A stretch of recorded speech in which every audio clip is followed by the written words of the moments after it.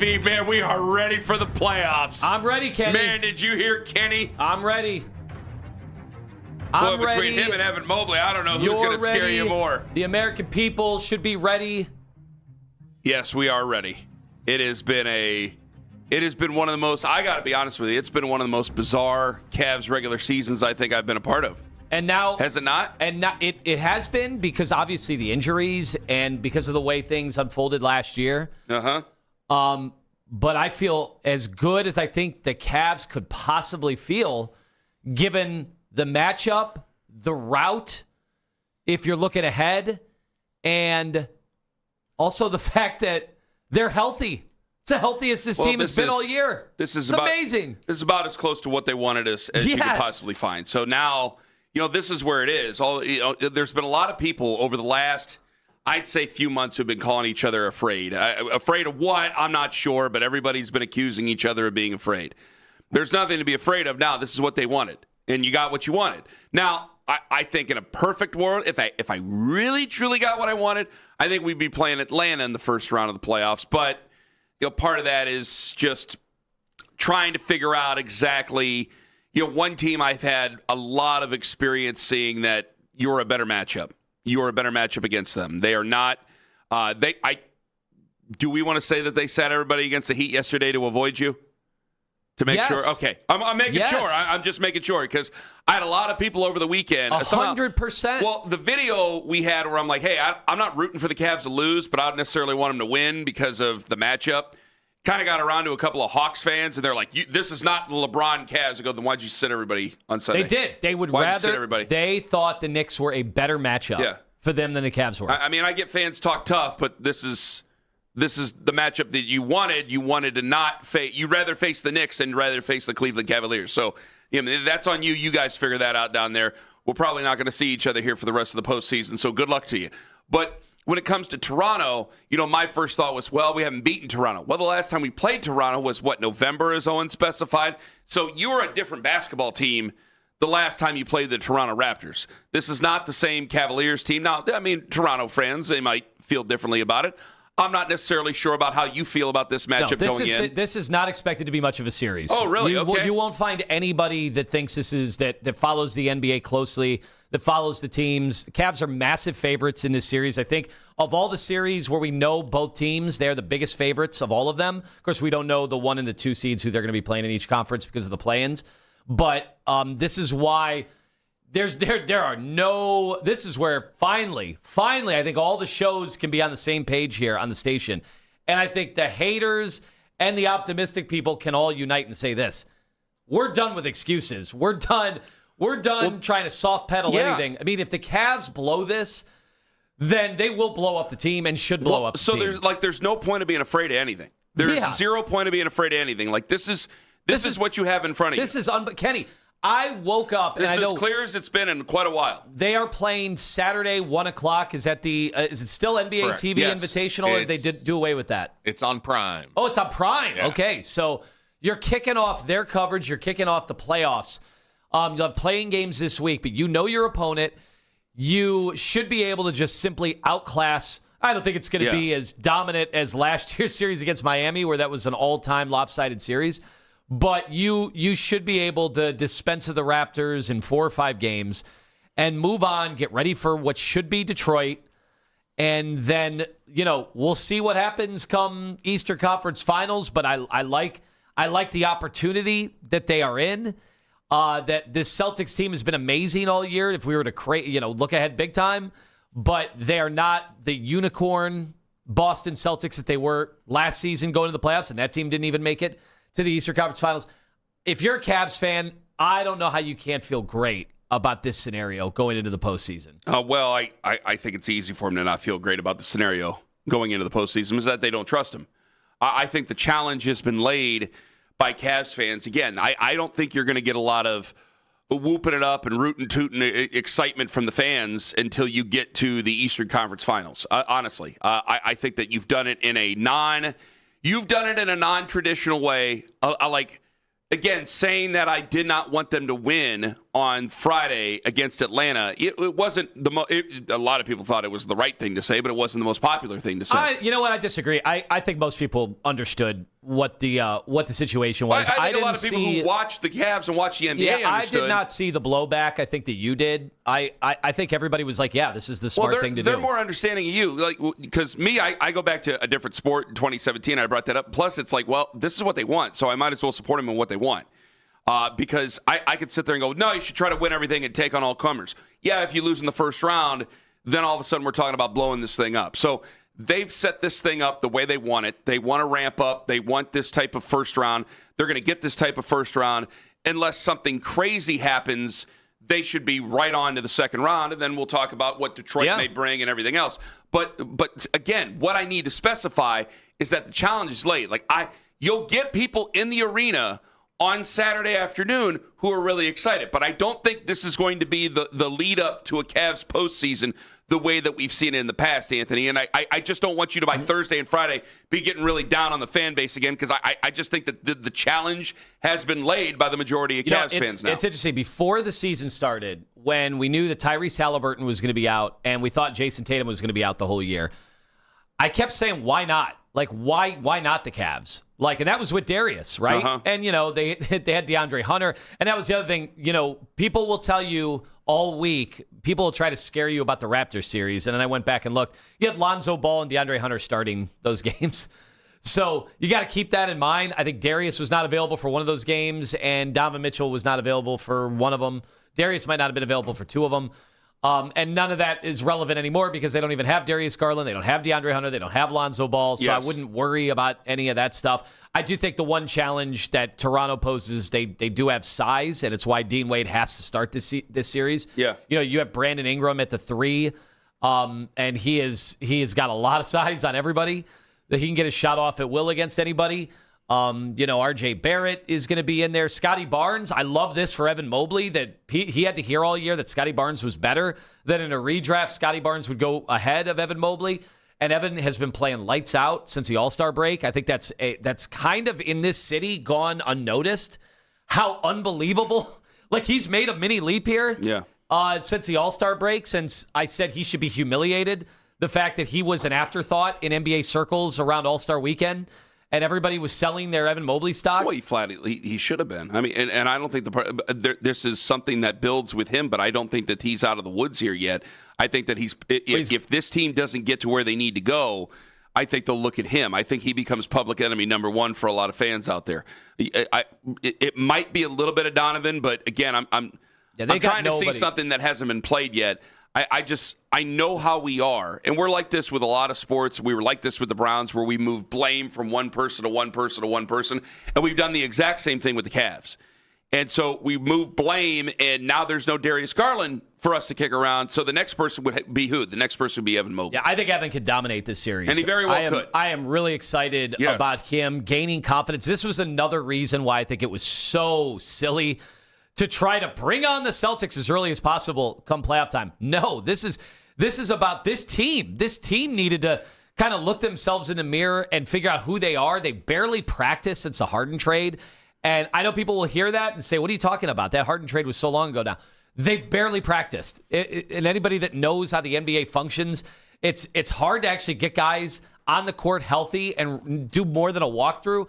Joe Varden, I think. Was it Joe Varden who had the story that Harden was making them go through walkthroughs in hotel ballrooms?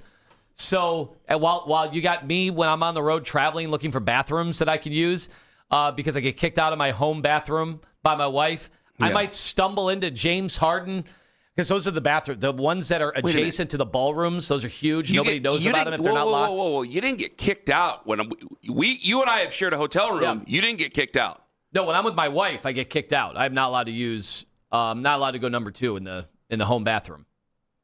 In the hotel room bathroom? Yeah, that is expressly.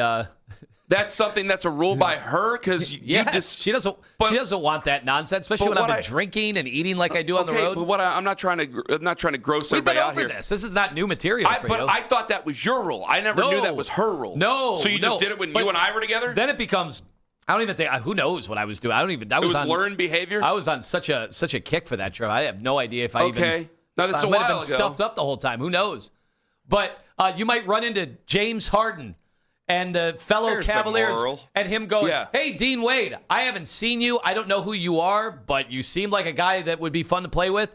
Hey, Max Strus, welcome in. Hey, we can just run. Seen you. I don't know who you We are. could just run this pick and roll, and I will get you endless 3-point attempts that are going to be wide open. Oh, my God. Jared Allen and Evan Mobley, I get to play with both of them. See, that is the thing that when I said to a full circle moment, to get back to where I was going, I started the year saying, why not us? There's no big bad Indiana Pacers anymore that we're on the brink of winning the championship in 7 games against Oklahoma City. The Boston Celtics that we were scared you-know-what of over the last few years. Yeah. They are a very different team. Now, they still had an amazing regular season. We'll see if all those guys can play well in the playoffs, but they do have Jason Tatum back. That's why they're probably, and they still are the favorites. But everybody else, I'm like, I feel really good. I feel really good about the Cavs. And now, finally, at the end of the year, we have our Cavs team again. And the bugaboo of having small Darius and small Donovan together, that's done. So you'll see that. You'll see that throughout. I mean, come on. If you've watched the Cavs since the Harden trade, who hasn't absolutely loved what we've seen out of James Harden? So I'm excited. I really am. Well, let me ask you then. Are the Eastern Conference Finals far enough for you? If you're setting a goal for the Cavs, are the Eastern Conference Finals far enough for you? Or what needs to play out? Like, I wonder if I do wonder for some fans, you've set this up the way it is. And I think that Boston is a serious opponent. I think everybody thinks that. But I would put the Eastern Conference Finals as like, all right, this is my goal. This is where I could see them going to. Do you think that's going to be far enough for a lot of fans out there? Realistically, maybe it should be. Common sense-wise, maybe it should be, considering the two teams and considering you'd be still one of the 4 best teams in all of the NBA.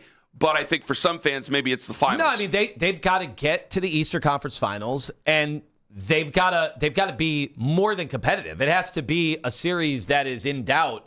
That goes 6 or 7 games.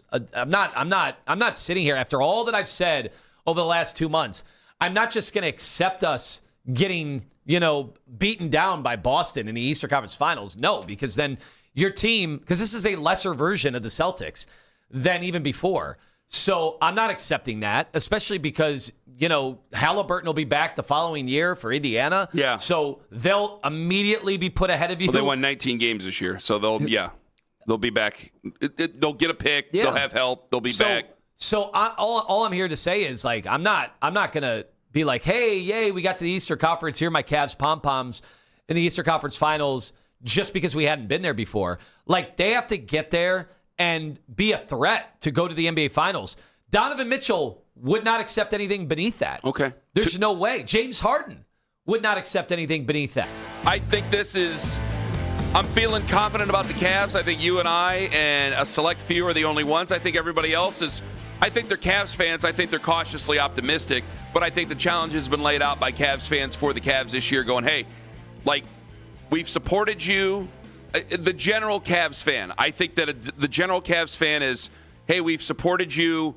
We've stuck by you. But this year's the year where the challenge is laid down. All the excuses are out. You're healthy. You're about as healthy as you're going to be now that you've gone through the injuries. I know that there's the James Harden situation where, you get him halfway through the year. You don't get to practice a lot in the second half of the season. So that was a great story about how he was getting people out into the hotel ballrooms and conference centers to go through walkarounds and things like that. Like, that's great. But I don't think that's going to matter to a regular Cavs fan where it has been a wonky season. You started out 17-16. You make this trade. You're like 35-10 or whatever it is down the stretch. I mean, you were fantastic down the stretch for the most part. But there were a lot of nights where there were people, they just weren't happy for a multitude of reasons. And you and I have disagreed with most of those folks, but it is only natural when you kind of game the system the way you've gamed it that there is going to be a healthy amount of dissension with the fans where usually, like, we're raised to take on all comers. You beat who you beat. That's who it is. This is the schedule. This is what you got to deal with. Stop complaining and go after it. Like, that's how we're all raised. And when you game the system the way, and the Cavs aren't the only ones. I mean, good God, I just got done calling out the Hawks, and Hawks fans were what they did last night. I mean, my God, they played the entire bench yesterday. They wanted the 6th seed. They got the 6th seed. it's not just the Cavs. Basically, every team that can does this. But that's still not going to instill a lot of confidence considering the Cavs' recent history. So it's something that you're just going to have to live with and be kind of annoyed by. Like, I think as the week goes on, like, yeah, playoff basketball's here. We'll pay attention to some of the play-in games and things like that, even though it doesn't really concern us. We'll pay attention to some of that stuff. But I think by the time as it goes on, like now we're going to look at things and see it a little bit differently here, Tone, where it's not going to be the unbridled enthusiasm of what it's been in the past. I think that you and I are going to have to make a pact to just accept that throughout the rest of this week as we get ready for Saturday. In a way, we've been so spoiled making those LeBron finals runs. I mean, to do that 5 times, and then the other years where we didn't go, but we had high expectations. That's never going to happen again. You're just never going to have a team where it's a foregone conclusion where you go to the NBA Finals. Yes. Look, in the Western Conference, right? You have the defending champion Oklahoma City Thunder, where every metric is like all-time great. They have everybody back from last year, and it's not a foregone conclusion that they go to the NBA Finals. No. So we got to stop pretending that that's a viable thing just because LeBron was able to make that happen for 4 straight years. And, yeah, the Eastern Conference was down too. But, for that formula that you just wake up and you plan your calendar all the way through the middle of June every year. It's just not going to happen. That's just not sports. That doesn't happen in any sport. I mean, maybe you'd say the Dodgers feel like that at this point in baseball, but realistically, that's just not reality. So you can't have that expectation ever again.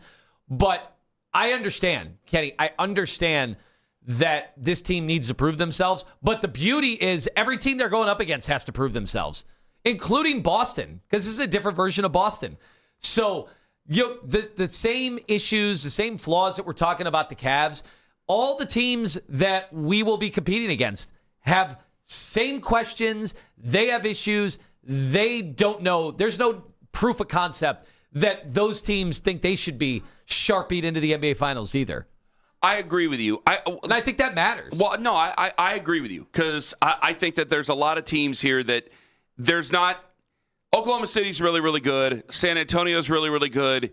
Obviously Boston's there. And those 3 teams, I've still left it to Boston and Oklahoma City.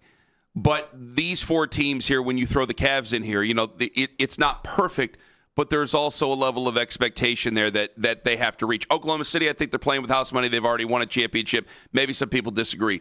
Boston, it feels plucky just because you have a player that's come back from an injury here halfway through the year or over halfway through the year, and now there's an expectation there. San Antonio, it's only been 3 years of Wemby. They've got this young basketball team.